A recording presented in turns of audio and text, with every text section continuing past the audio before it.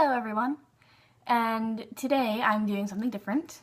I'm doing a character review, which is something that I've wanted to do for a while but never really had the opportunity to. And as I'm sure you can tell, I will be reviewing different characters that you guys send in. So today I'm reviewing Aang from Avatar Last Airbender, who was suggested by Hai. I'll leave the link to her profile down below. Forgive me if I start rambling. I haven't seen this show in years, so I'll be going purely off memory here.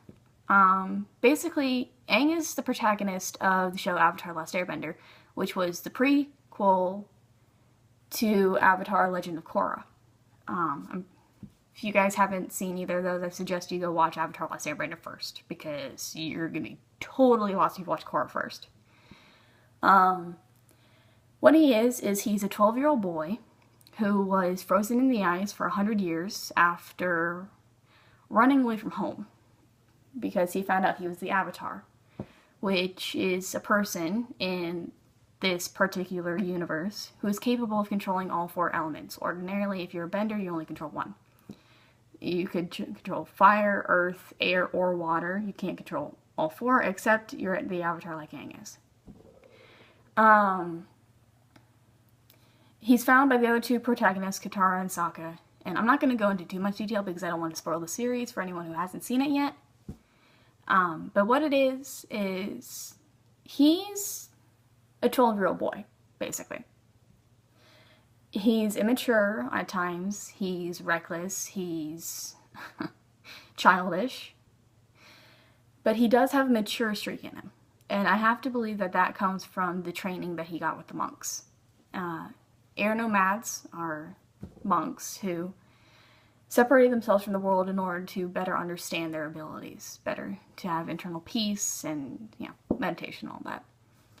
The only time they deviated from their monk life is when they needed to, do the dirty and produce more airbenders.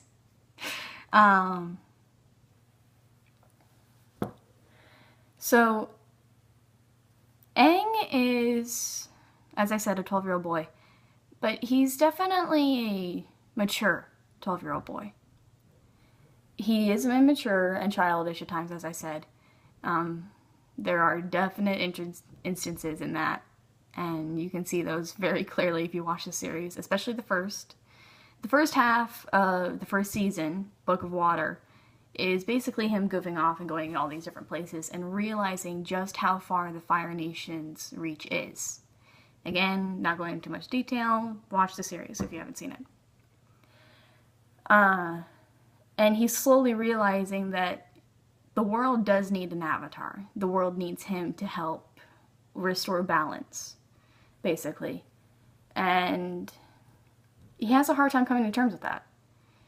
The first time he saw just how far the firebender's reach was is he returned to the temple that he had run away from in hopes of reconciling or cleaning his room, as he quips. But what he finds is the skeleton of his mentor, Monkey Anso, amidst the wreckage and bodies of other Fire Nation soldiers. This is the first time that he realizes that things aren't the way they were 100 years ago. Yes, he was frozen in the ice 100 years. And he really starts realizing that he needs to be the Avatar. He never wanted to be, as he said, which is why he ran away. But he's starting to realize, and he's starting to put aside his own feelings for the better good.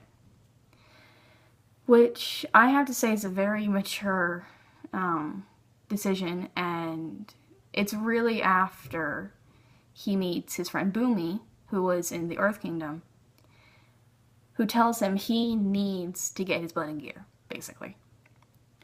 After that, he starts actively looking for an earthbending teacher, after going to the Northern Water Tribe to learn water bending.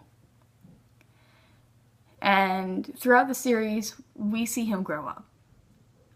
What he was in the beginning, an immature, childish, 12-year-old boy, turns into a very mature young man, even though he's only 13. And I have to admire him for that, because he's thrust into a 100-year war that has been going on for, well, 100 years. But it hasn't been stopped by any of the following Fire Lords. Starting with Fire Lord Sozin, it goes to Fire Lord Ozai's father, who I can't remember, and then Fire Lord Ozai, who was an absolute asshole. Oh my gosh, I hate him. I'll do his video later if you guys want. But Aang has to realize that he can't be a kid anymore. And when we see his maturity is when he puts aside his childish, occasionally. You know, he's still a 12-year-old boy, so he still does act out and have fun and be immature at times. You know, pranks Sokka a lot. But he does have a good heart, and he does have the ability to be a wonderful mediator, as I had seen later on in the series. All in all, he's a very interesting character, and I have to say I really like him. I do. And I actually find him to be very relatable at times, because he has to make some very hard decisions that no 12-year-old boy should ever have to make. But he makes them in very good judgment, and he follows through with them. I mean, it's not like he just says, I'm going to do this, and then he goes off and doesn't do it. He does it. And I find that to be very admirable of him. So, I guess that's it. That's my review of Aang, the Avatar of Avatar Last Airbender. If you liked it, leave a comment down below. I will leave the link for the journal entry that has all the available characters for me to review. If you just want to leave a comment here and say, hey, are you part of this fandom? I'll say yes, and I'll give you a list of everything, of every character I can review. If you want to comment a character down below, I'll look through them. I don't promise I'm going to get to them, but I will look through them. And yeah, I hope you enjoyed. And yeah, comment a character you want me to review, and if not, just leave a like if you like. If you didn't, it's fine.